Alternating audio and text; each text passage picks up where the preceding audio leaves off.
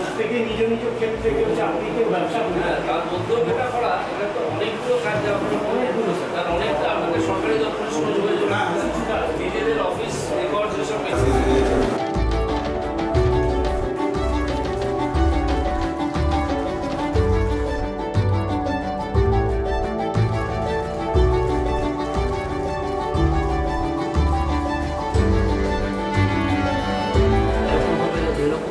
পৃথকীকরণ করা যাবে না। প্রত্যেক বিচারপতি তার নিজস্ব ক্ষমতা আইন প্রয়োগের ধারণা নিয়ে কাজ করেন এবং কলকাতা হাইকোর্টে এ সম্বন্ধে কোনো বিচারপতিদের মধ্যে কোনো দ্বিমত নেই।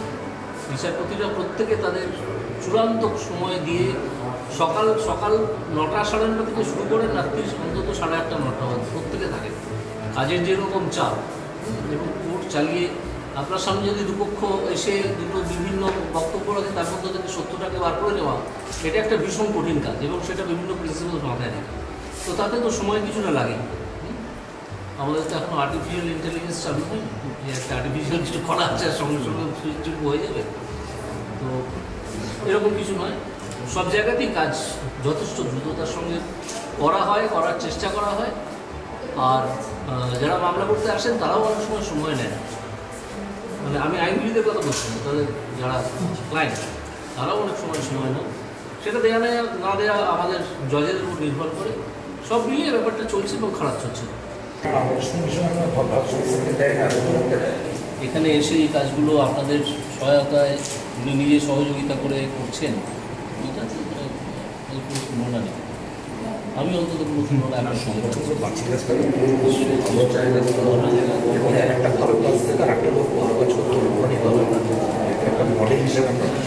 একটা ইতিবাচক প্রভাব হ্যাঁ করা যায়। আমি ওই জন্য এই কথাটা বারে বলছি যে আপনারা স্বেচ্ছাশ্রম দিয়ে যেভাবে সংগঠনটাকে চালাচ্ছেন কিন্তু আমরা কল্পনাই করতে পারি। আপনাদের আশীর্বাদ আপনাদের মানে এই অনুপ্রেরণা স্যার আমাদেরকে আরও আমি সত্যি না নিশ্চয়ই বড় করতে পারবেনি। বহু মানুষের আশীর্বাদ আপনাদের সঙ্গে আছে এবং থাকবে। আর তৃণমূলে তো এত বড় জায়গায় আপনারা আছেন, কিন্তু এইটা সত্যি আমি ভাবতে পারি যে আপনারা স্বেচ্ছাশ্রম দিয়ে এটাকে এত বড় জায়গায় নিয়ে যাওয়া সরকারের আরও সমালোচিত তার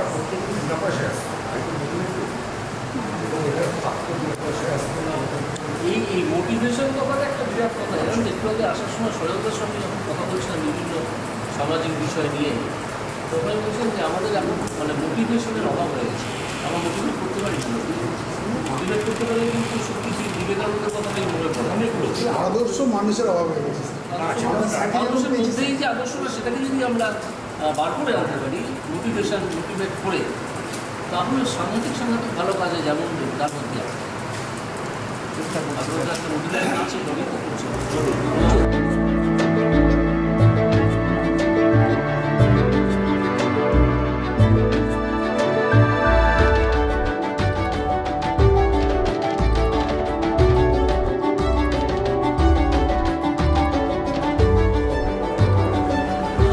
যদি কিছু বলতেই হয় তাহলে প্রথমে আমি বলবো আমার ভয়ানক আশ্চর্য হয়ে যাওয়ার কথা।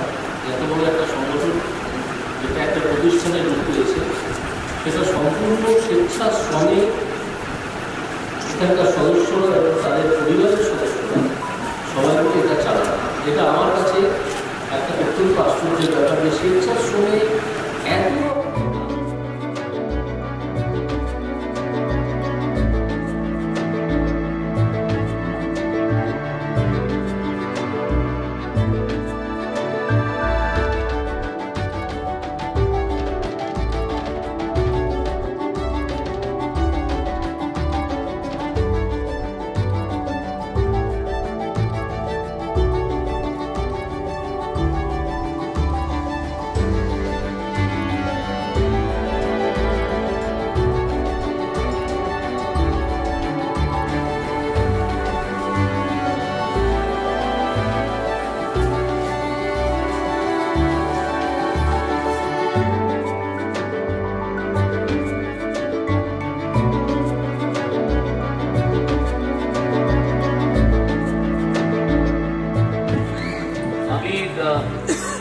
এই পাঠাগারের অনুষ্ঠানে আসতে পেরে অত্যন্ত সম্মানিত বোধ করছি।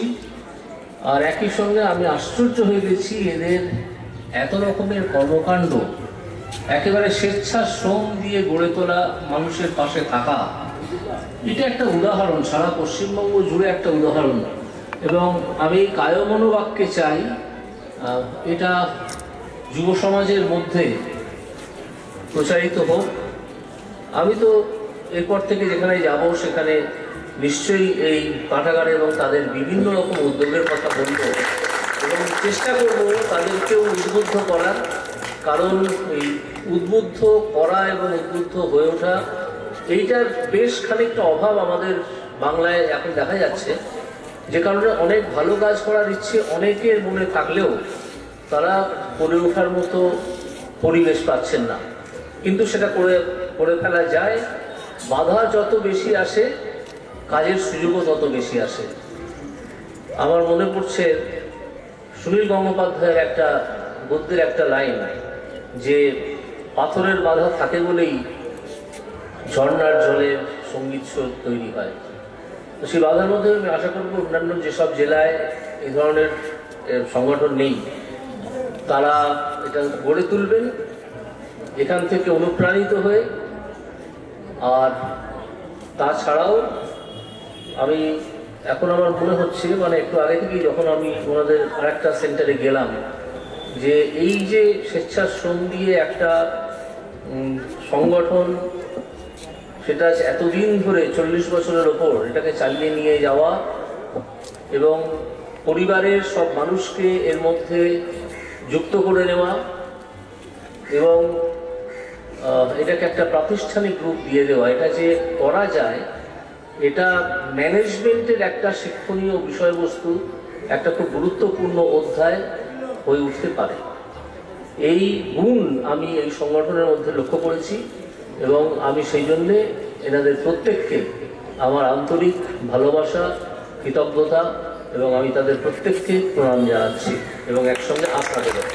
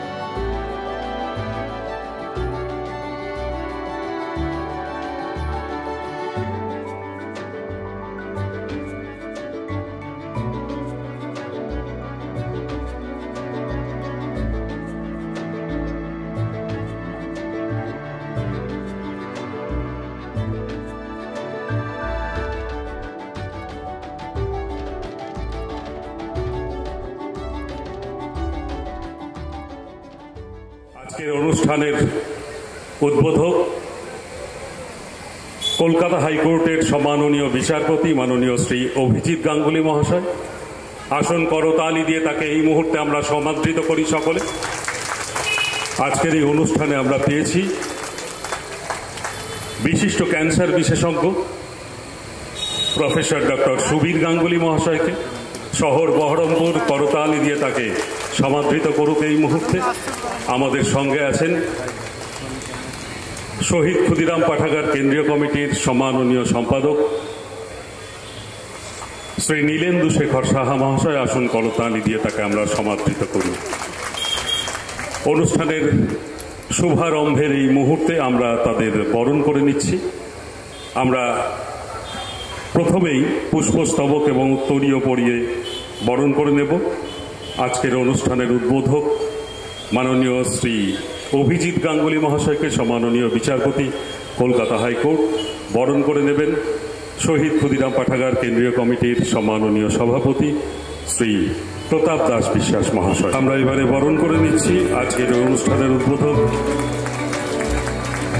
সম্মাননীয় শ্রী অভিজিৎ গাঙ্গুলি মহাশয়কে, মাননীয় বিচারপতি।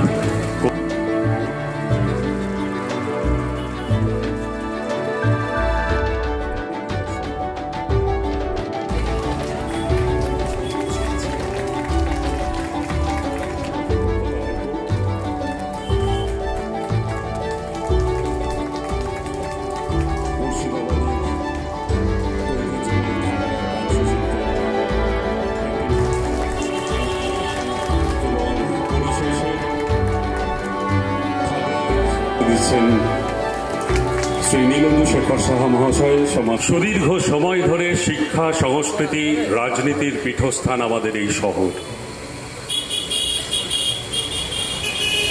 অগ্নিযুগের বীর বিপ্লবী মাস্টারদা সূর্য সেন, ঐতিহাসিক রাখাল দাস বন্দ্যোপাধ্যায়, যুবনাস্য মনীষ ঘটক,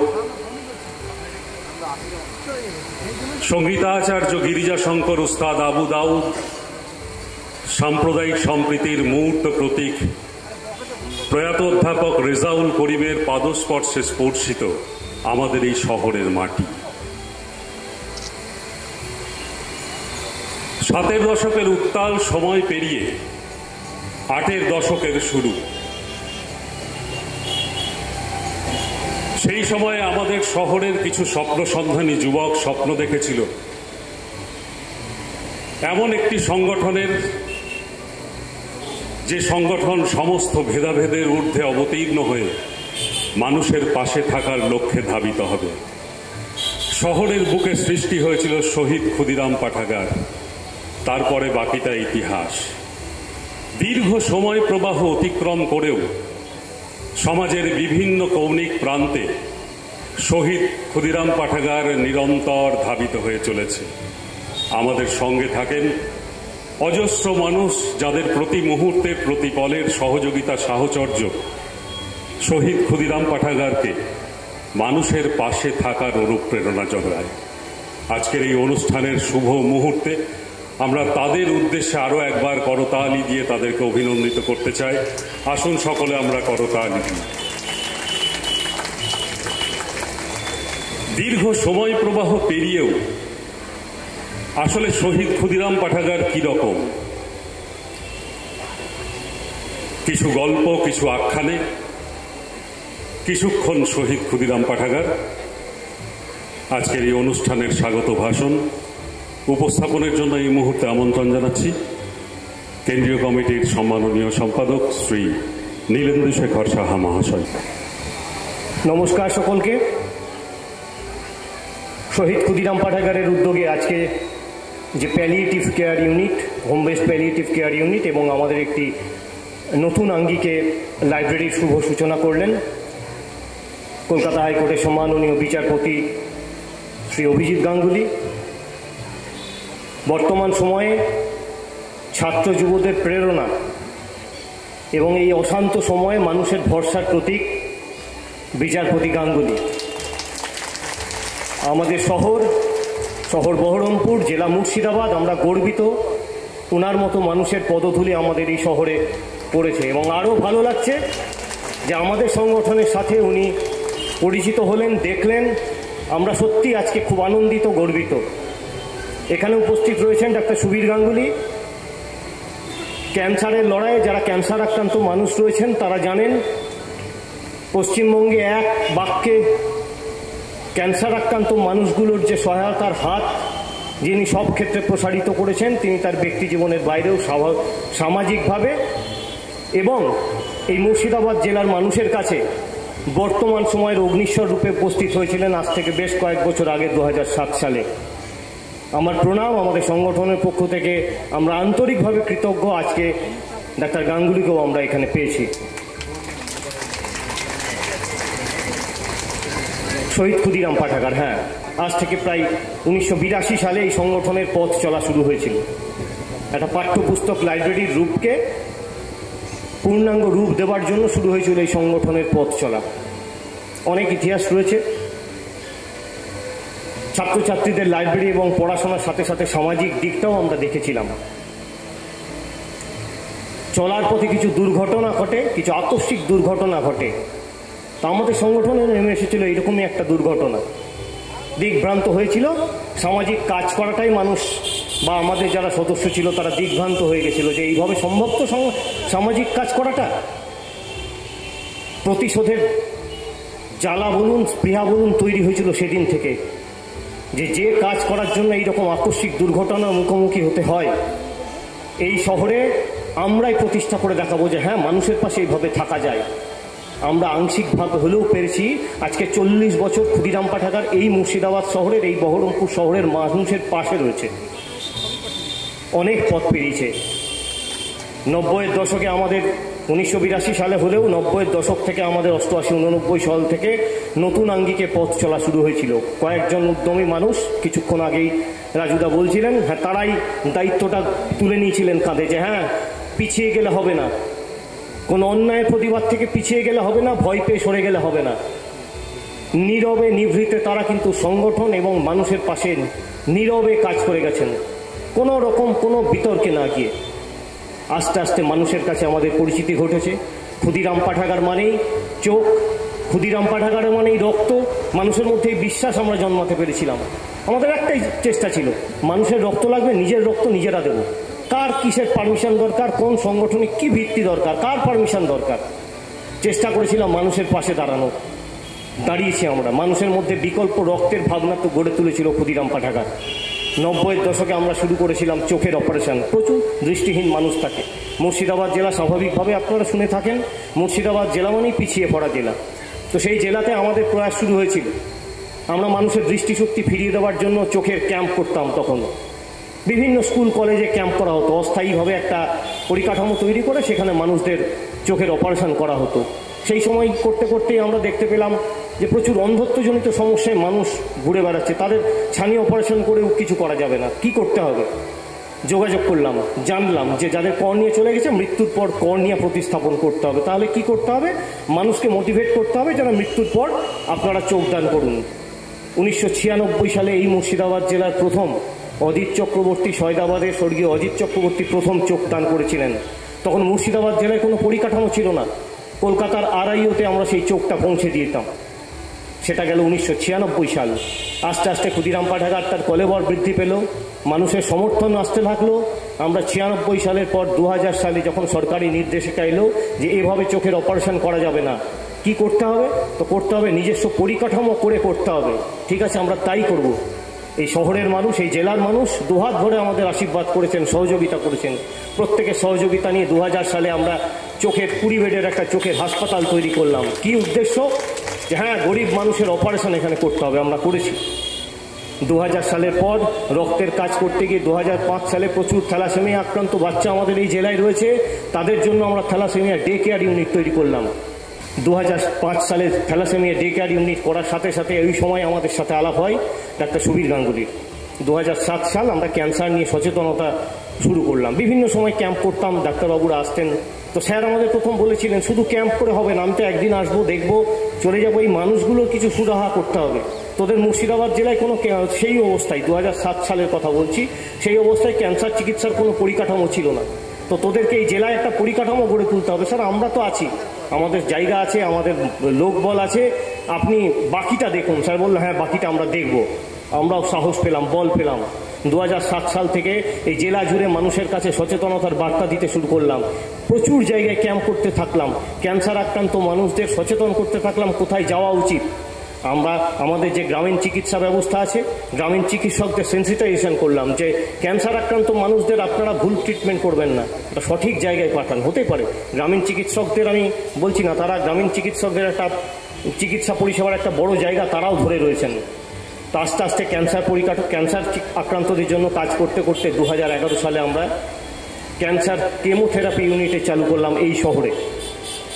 2011 সাল এই জেলার আপনারা জেনে থাকবেন, এই জেলা মুর্শিদাবাদ, বীরভূম, নদিয়া, ইভেন বাংলাদেশ থেকে প্রচুর মানুষ আসছেন স্যারদেরকে দেখাতে এবং কেমোথেরাপি নেওয়ার জন্য। অন্যান্য জায়গায় কেমোথেরাপির যে ব্যয়বহুল খরচা ছিল সেটার দিকে তাকিয়েই কিন্তু আমরা এই পরিষেবাটা দিয়েছিলাম। 2017 সাল মুর্শিদাবাদ জেলায় মরণোত্তর দেহদানের কোনো পরিকাঠামো ছিল না। আমরা কিন্তু দীর্ঘ সময় ধরে জেলা স্বাস্থ্য প্রশাসনের কাছে দরবার করেছিলাম মুর্শিদাবাদ মেডিকেল কলেজ হওয়ার পর যে আমাদের এখানে অ্যানাটমি বিভাগ করতে হবে, কারণ এই শহর শিক্ষিত শহর, সচেতন শহর, প্রচুর মানুষ আমাদের এখানে আসেন যে আমরা দেহদান করতে চাই, কিন্তু আমাদের তো কোনো পরিকাঠামো নেই। আমাদের পক্ষে সম্ভব না কলকাতার মেডিকেল কলেজে এই দেহগুলো পৌঁছানো। তাহলে আমাদের এখানে অ্যানাটমি ডিপার্টমেন্টে ফ্রিজারের ব্যবস্থা করতে হবে যাতে এই দেহগুলো কাজে লাগে। তো মুর্শিদাবাদ জেলা স্বাস্থ্য প্রশাসন এবং মেডিকেল কলেজের চেষ্টায় 2017 সালে এখানে অ্যানাটমি ডিপার্টমেন্ট খোলা হলো। আমাদের শহরের এই জেলার প্রথম দেহদান করলেন আমাদের কাঞ্চনদার বাবা সূর্য সরোজনাথ মৈত্র। এই মুর্শিদাবাদ জেলার প্রথম দেহদান সংগঠিত হলো, তারপর থেকে বহু দেহদান সংগঠিত হয়েছে।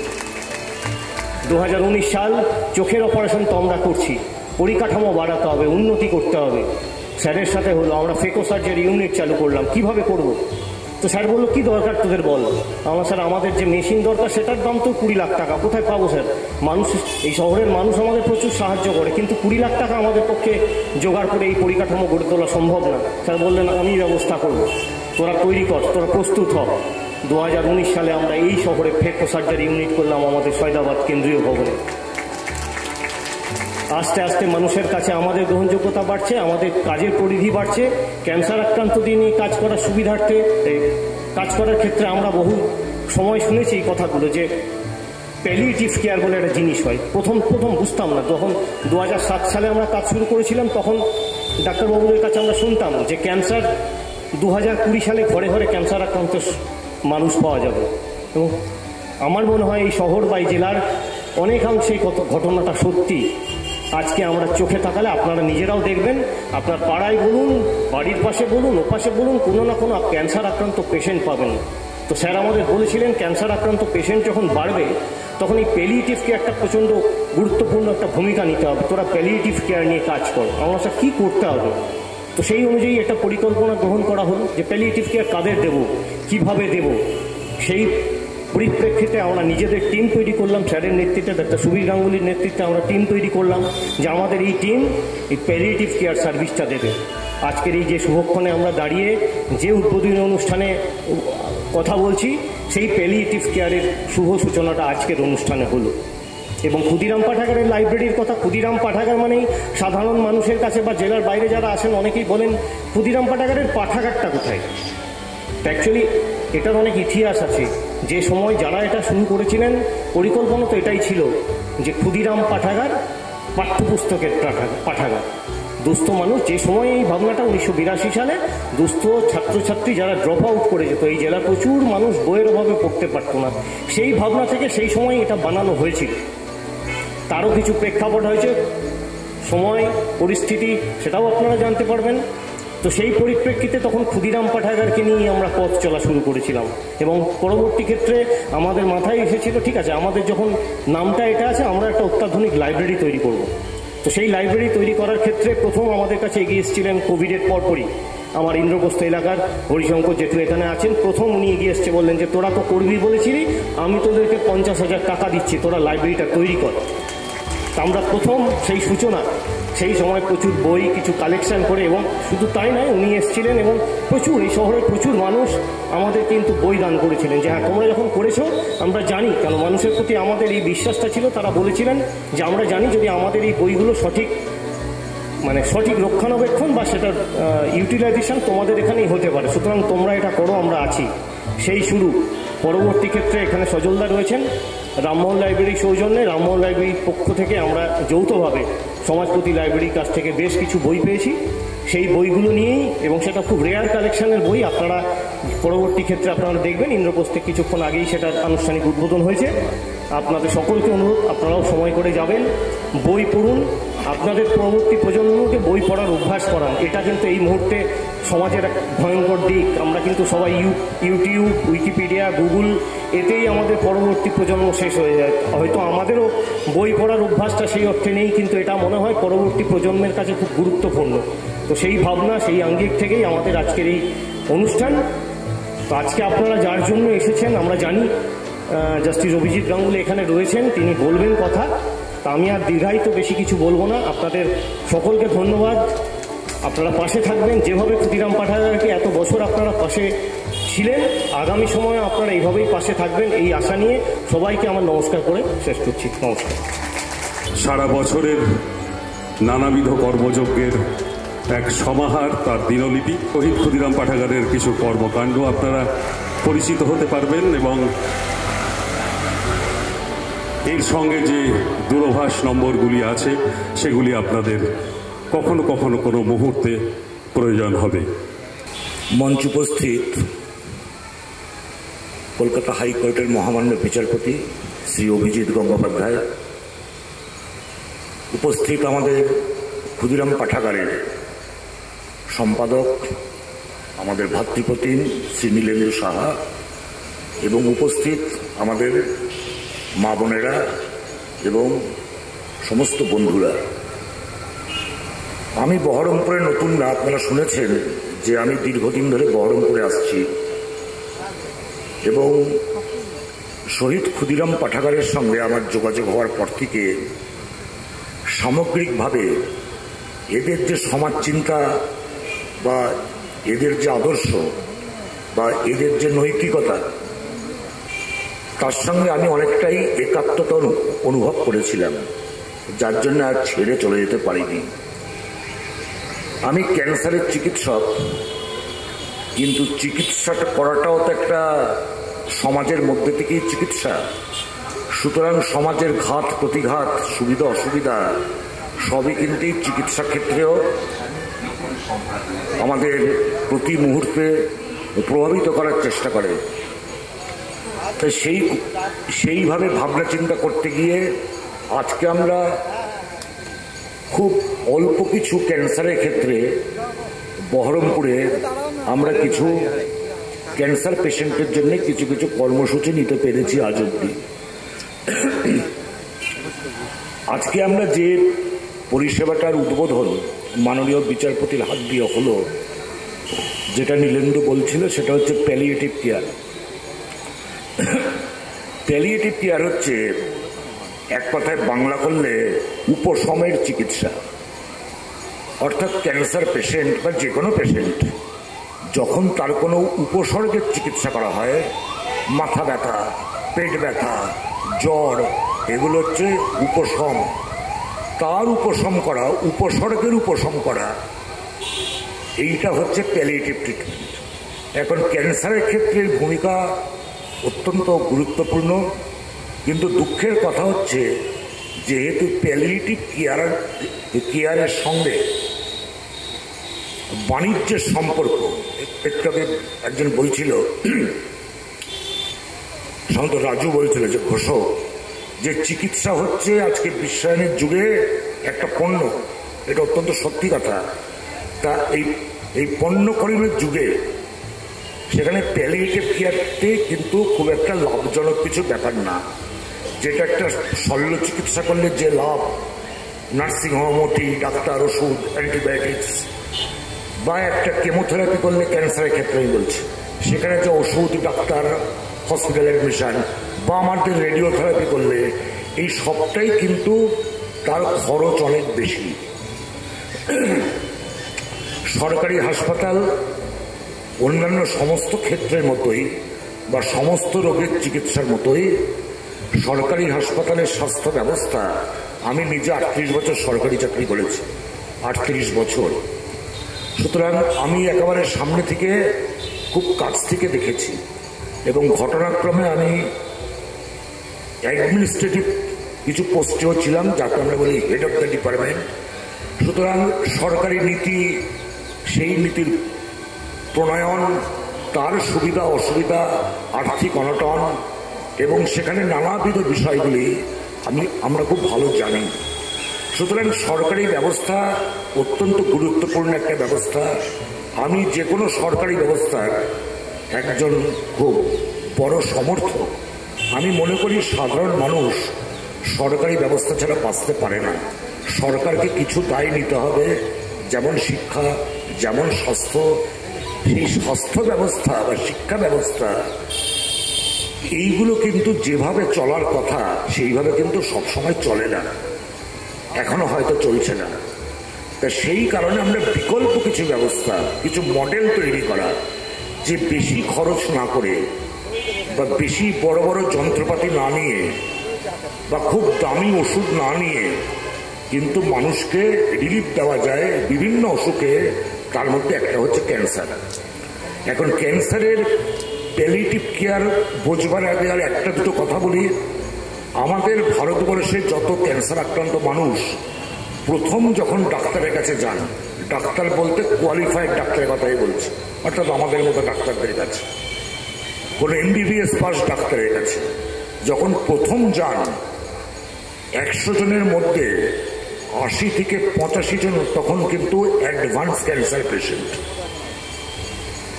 মাত্র ওই বাকি অংশটা শতকরা 15 থেকে 20 জন, তাদের কিন্তু একমাত্র সারানো যায়। এটা হচ্ছে প্রথম কথা।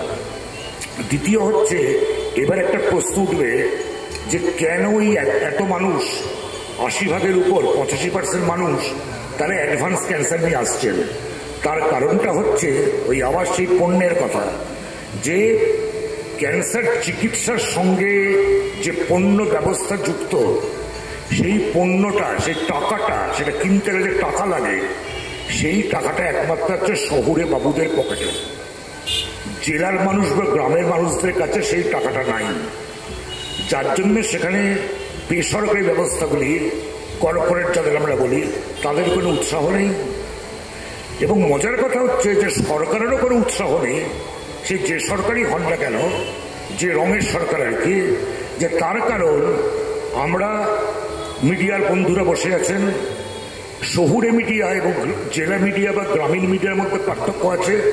শহুরে মিডিয়ার কাগজে জায়গা অনেক বেশি এবং তাদের খবর অনেক গুরুত্ব দিয়ে ছাপা হয় জেলা বা গ্রামীণ মিডিয়া থেকে। মিডিয়ার বন্ধুরা আমার সঙ্গে অবশ্যই একমত হবেন, আমি জানি এগুলো।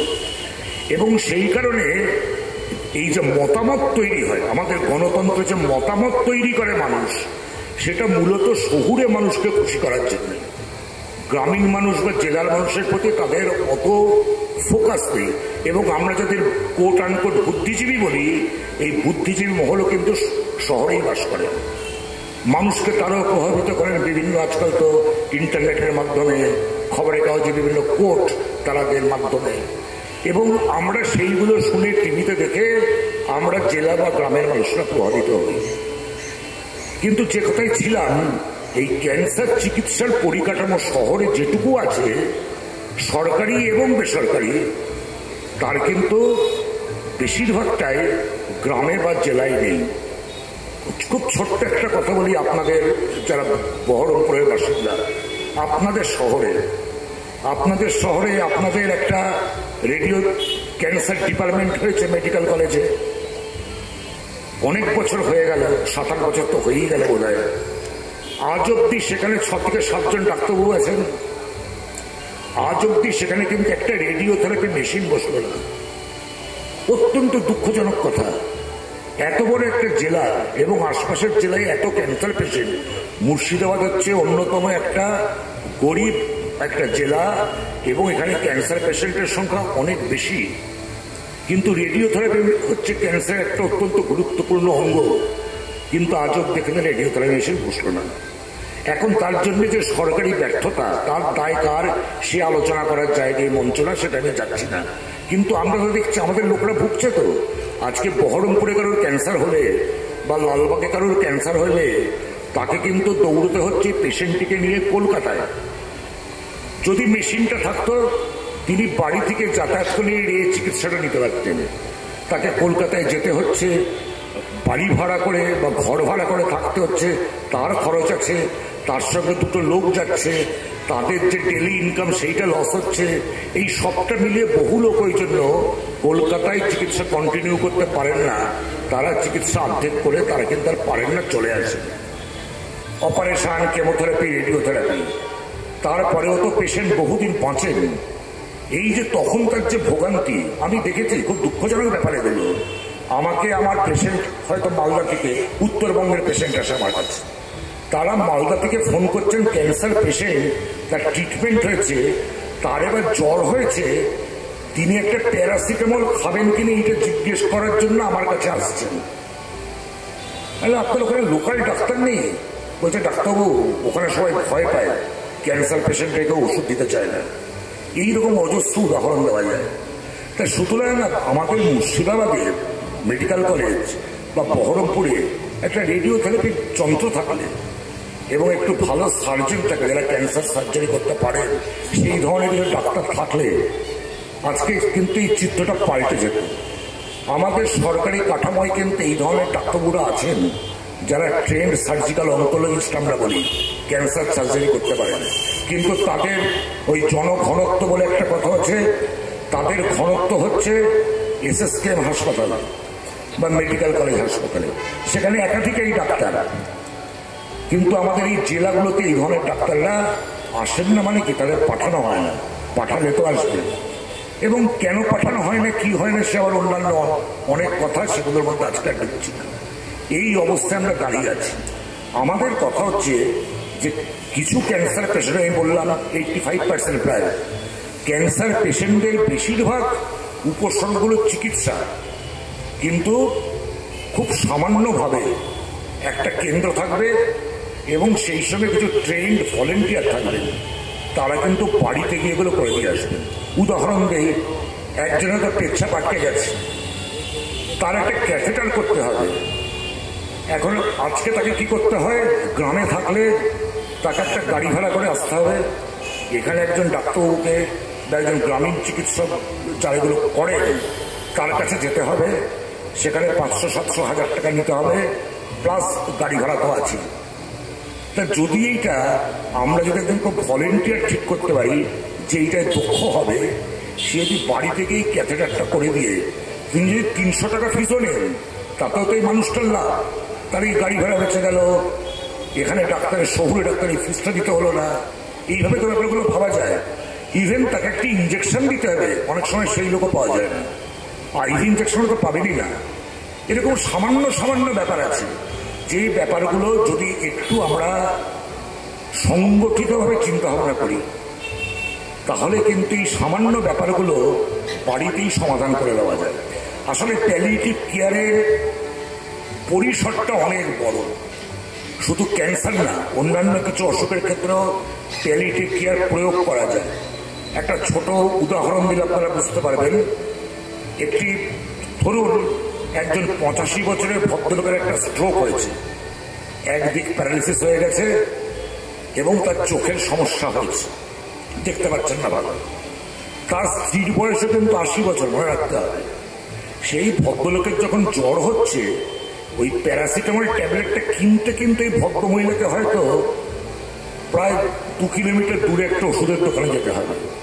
আজকাল তো আমরা খুব স্বার্থপর হয়ে গেছি, শুধু নিজেও এবং নিজের পরিবার, তার বাইরে আমরা কিছু ভাবি না। মতান্তরে এটা নিজের পরিবারও না, শুধু নিজে। অনেকে পরিবারের দিকেও খুব একটা সেরকম চোখ টোক দেন না, এরকম বক্তব্য আমাদের কাছে আসে। যাই হোক, সে অন্য কথা। সুতরাং পাড়া প্রতিবেশী যাদের ছিল আমাদের, যেটা পাড়া প্রতিবেশী খোঁজ খবর নেওয়া বা একটু তাদের হেল্প করা, এইটা কিন্তু আজকাল প্রায় নেই। গ্রামে হয়তো তাও কিছুটা থাকতে পারে আমার ধারণা, কিন্তু শহরগুলোতে যত আমরা প্রতিযোগিতা করে গ্রামগুলোকে শহরে পরিণত করছি, তত মানুষের এই মূল্যবোধগুলো কমে যাচ্ছে। আমাদের এই প্যালিয়েটিভ কেয়ারের মূল দর্শনটা কিন্তু এই জায়গাতে লুকিয়ে আছে।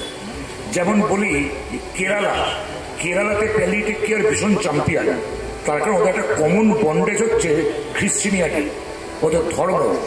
ওরা যেহেতু খ্রিস্টান, ওদের এই ধর্মের মধ্যে এই সেবাগুলো আছে, ওখানে কিন্তু ভীষণ ভীষণ ভালো এই প্যালিয়েটিভ কেয়ারের কাজ হয়। আমাদের এখানে আমাদের বক্তব্য কিচ্ছু না, বহরমপুর মডেল হিসাবে অনেকগুলো ক্ষেত্রে পশ্চিমবঙ্গকে পথ দেখিয়েছে। আনন্দবাজার পত্রিকায় হেডলাইন হয়েছিল যে বহরমপুর মডেল আগামী দিনে বাংলাকে পথ দেখাবে। সেটা হচ্ছে যখন আমরা ক্যান্সার হাসপাতাল চালু করেছিলাম। আজকে এই ক্ষেত্রেও বহরমপুর মডেল সেই পথটা দেখাতে পারে যে যদি আমরা সামাজিকভাবে সবাই সংগঠিতভাবে প্রত্যেকের বিপদে আমরা প্রত্যেকে দাঁড়াই, এই দর্শনটা মাথায় রাখতে হবে যে আজকেও এক্স-রে ক্যান্সার হয়েছে, ওটা কিন্তু শুধু এক্স-রে প্রবলেম বলে ভাবলে হবে না। ওই পাড়ায় ওই এলাকায় আমরা যারা আছি আমাদের সবার প্রবলেম, সবাই মিলে গিয়ে তার পাশে দাঁড়াবো, তাকে মানসিক সহায়তা করা, তাকে অন্যান্যভাবে ফিজিক্যাল সহায়তা করা, প্রয়োজনে তাকে আমাদের যেটুকু ক্ষমতা আর্থিক সহায়তা করা। এই না করলে কিন্তু আমরা কিন্তু এই কাজগুলো দাঁড় করাতে পারবো না। তা সেই আবেদনও আপনাদের কাছে থাকলো।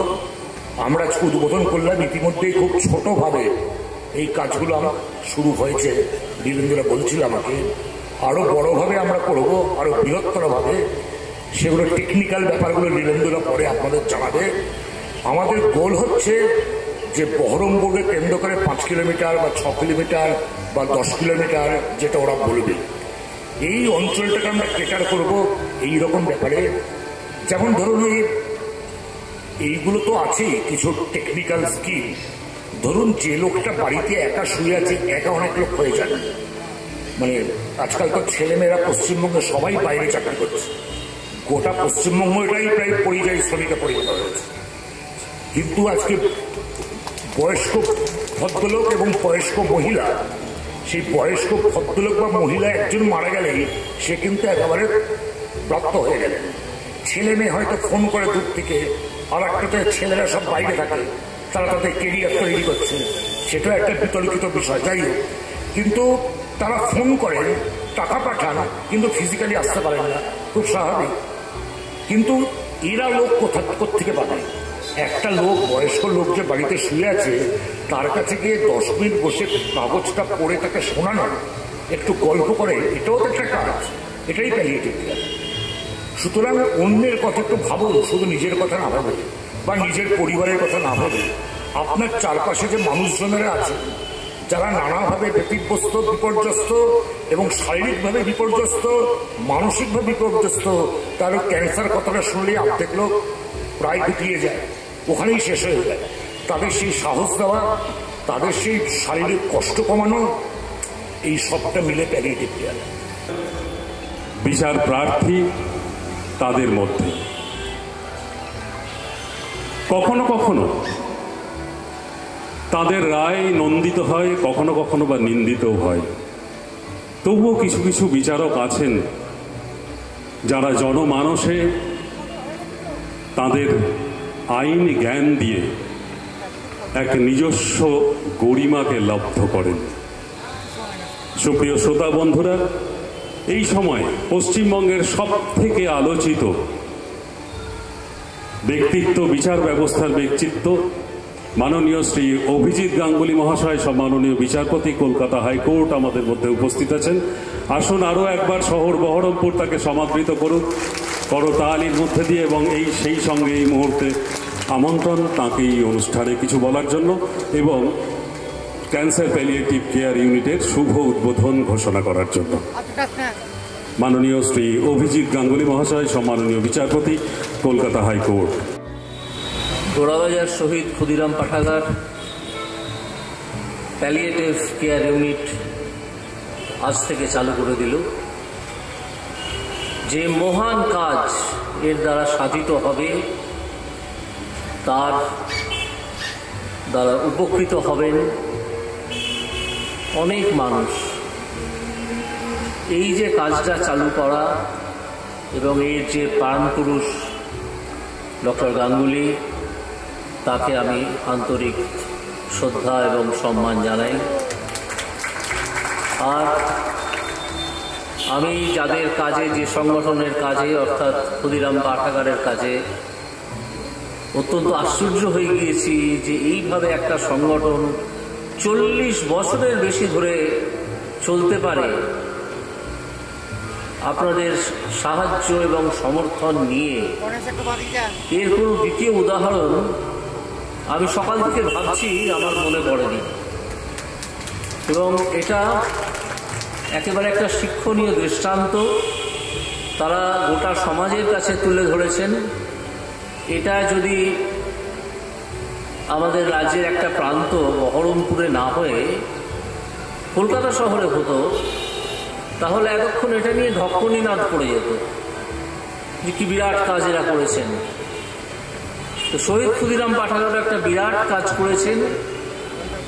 আমি মনে করি এটা নিয়ে সারা পশ্চিমবঙ্গের বিভিন্ন জেলাগুলোতে প্রচার হওয়া দরকার এই কথা যে সম্পূর্ণ স্বেচ্ছাশ্রম দিয়ে এই ধরনের একটা সংগঠনকে চালনা করে 40 বছর ধরে বিভিন্ন রকম কর্মোদ্যোগ নেওয়া যায় মানুষের স্বার্থে, মানুষের পাশে দাঁড়ানোর জন্যে। আমি শহীদ ক্ষুদিরাম পাঠাগারকে আমার সশ্রদ্ধ ভালোবাসা এবং সমর্থন জানাই এবং তাদের প্রত্যেক সদস্য এবং সদস্যদের পরিবারবর্গকে এবং আপনারা যারা তাদের পাশে সবসময় থেকেছেন তাদেরকেও সশ্রদ্ধ প্রণাম জানাই।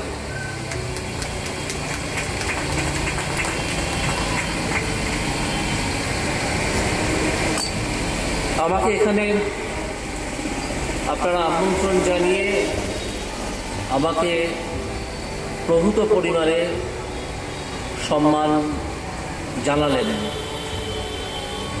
আমি জানি না আমি কতটা যোগ্য, তবে আমি আমার কাজের মধ্যে দিয়ে কিছু বলার চেষ্টা করেছি যেটা অনেকের কাছেই পৌঁছেছে। সেটা হচ্ছে যে ভারতের বিচার ব্যবস্থা যেন আইভরি টাওয়ারে বসে না থেকে মানুষের কাছে নেমে আসে।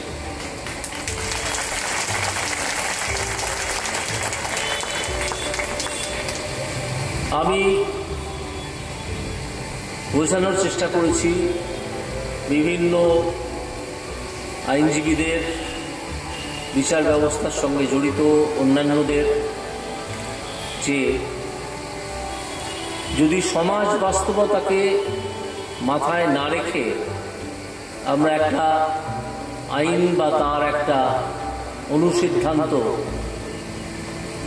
প্রয়োগ করি কোনো মামলার বিচার করার সময়,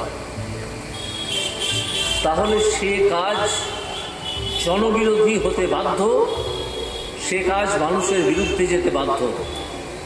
মানুষের পাশে সে কাজ কখনো দাঁড়াতে পারে না। সেটা যতই রিপোর্টেড হোক, যেহেতু মানুষের কাজে সেটা লাগছে না, সেহেতু তার জন্যে কোনো প্রশংসাই কারো প্রাপ্য নয়। আমাদের দেশে আজকে কেউ যদি একটা মামলা ফাইল করেন তাহলে তিনি নিশ্চিতভাবে জেনে রাখবেন যে অন্তত 10-15 বছর লাগবে সেই মামলাটার নিষ্পত্তি হতে। কারণ আর কিছুই নয়, আমাদের অত্যধিক ভালোবাসা কিছু লিগ্যাল প্রিন্সিপালসের প্রতি, যেগুলো অনেক আগেই অবসোলিট বলে ডিক্লেয়ার হয়ে যাওয়া উচিত ছিল। আমাদের ভালোবাসা কিছু পদ্ধতিগত আইনের প্রতি, যেটা বারে বারে আইনের পণ্ডিতরা বলে গেছেন যে সেটা শুধুমাত্র একটা আইন ব্যবস্থাকে, বিচার কার্যকে এগিয়ে নিয়ে যাওয়ার জন্যে একটা টুল মাত্র, সেটাকেই প্রধান করে তুলে ধরে বিচারটাকেই বন্ধ করে দেবে। হয়তো যেটা উপলব্ধি করে রবীন্দ্রনাথ বলেছিলেন, যেথা আচারের মরুবালু রাশি বিচারের শতপথ ফেলে নাই গ্রাসী। আমাদের দেশে ঠিক সেই ঘটনাটা হয়েছে।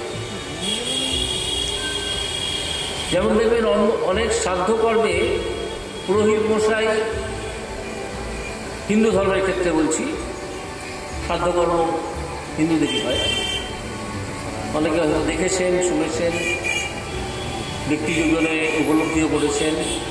যেসব ঠাকুর মশাই বলে দিচ্ছেন পুরোহিত যে আপনাকে এখানে আমি জলটা ঢালবো হাতে, আপনাকে হাতটা এরকম করে রেখে কনুইয়ের মধ্যে দিয়ে ছুঁয়ে যাতে জলটা পড়ে সেই ব্যবস্থা করা। সেইটা না হলে কিন্তু সাধ্য কর্মটা হলো না। মন্ত্রযন্ত্র সব চুলোয় গেল, আপনি ক্রমাগত অ্যাক্রোব্যাটের মতো চেষ্টা করতে লাগলেন কি করে ঠাকুর মশাই দেখিয়ে দেওয়া বা বলে দেওয়া সেই পদ্ধতিটি দিয়ে অনুসরণ করে জলটা আপনার কোনোই ছুঁয়ে পড়ে। এটা হচ্ছে আচার, এটা কোনো বিচারও নয়, এটা কোনো substantive provision of any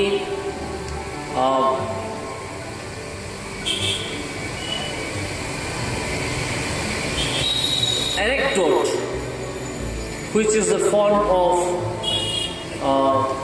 some religious script, তাও নয়। আমাদের আইন জগতেও সেই রকম। আইন জগৎকে আমার মনে হয়েছে যে একটা চূড়ান্ত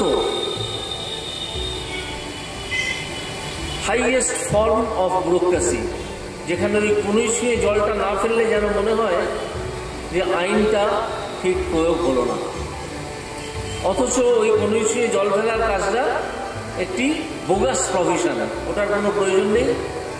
বরং বোঝানো দরকার যে আইনটা প্রয়োগ হচ্ছে, যেমন শ্রাদ্ধের মন্ত্র না বিয়ের মন্ত্র সেটাও বোঝা যায় না অনেক সময়। যে আইনটা প্রয়োগ হচ্ছে সেটা সত্যি যে কাজের জন্য প্রয়োগ হচ্ছে সেই কাজের প্রয়োজনীয় আইন।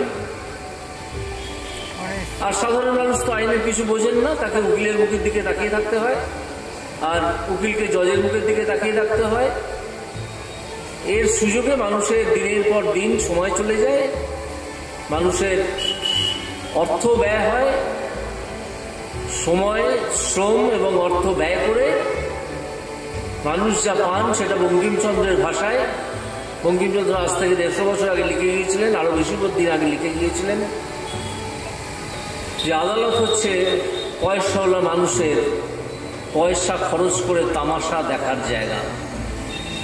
এই জায়গা থেকে ভারতবর্ষের বিচার ব্যবস্থা যত সেমিনার হোক, যত আলোচনা সভা হোক, যতই national institute of law, national university of law তৈরি হোক, এই জায়গা থেকে যতক্ষণ না ভারতবর্ষের বিচার ব্যবস্থাকে বের করে আনা যাচ্ছে ততদিন সাধারণ মানুষের এই বিচার ব্যবস্থায় কোনো সুরাহা হওয়ার দ্রুত সম্ভাবনা নেই। একজন মানুষ তার ধরুন 40 বা 45 বছর বয়সে একটা মামলা রুজু করলেন, সেই মামলাটা শেষ হলো, তার নাতির সময় গিয়ে যখন সেই মামলাটা শেষ হলো কি হলো না তার দিকে আর কারোর ইন্টারেস্টই নেই। এই জায়গাটাকে বন্ধ করার জন্য আমি অনেক দ্রুত পদক্ষেপ নেওয়ার চেষ্টা করেছিলাম, কিছুটা পেরেছি, কিছুটা পারিনি। তবে যে কদিন আমি থাকবোই বিচার ব্যবস্থায় বিচারপতি হিসেবে, এটাই হবে আমার প্রচেষ্টা। যে কারণে আপনারা আজকে সকাল থেকে দেখছি আমাকে যে ভালোবাসায় ভরিয়ে দিয়েছেন, যে সমর্থন আমার কাজের প্রতি আপনারা জানিয়েছেন, আমি এখনো পর্যন্ত শুনিনি যে ভারতীয় বিচার ব্যবস্থায় কোনো বিচারপতির কাজকে এইভাবে অভিনন্দিত করা হয়েছে।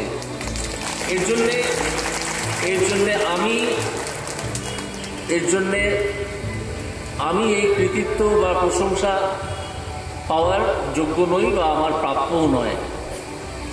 এটা হচ্ছে যে মানুষরা আমাকে ছোটবেলা থেকে ভাবিয়েছিলেন, যাদের মধ্যে যেমন রাজনৈতিক নেতা আছেন, বিখ্যাত রাজনৈতিক কর্মী আছেন, এবং কিছু সমাজবিজ্ঞানী আছেন, কিছু অধ্যাপক আছেন, তারা ক্রমাগত আমাকে ভাবিয়েছিলেন আমার প্র্যাকটিসিং লাইফে। আমি প্রায় 23 বছর কলকাতা হাইকোর্টে প্র্যাকটিস করেছি, তারপরে আমি বিচারপতি হিসেবে নিযুক্ত হই। সেই সময় এই সাধারণ কাজগুলো কেন করা হয় না, এই প্রশংসা তাদেরই প্রাপ্য। আমি তাদের শিক্ষায় শিক্ষিত হয়ে দ্রুত কাজ করার চেষ্টা করেছি এবং যে কদিন থাকবো আমি করব।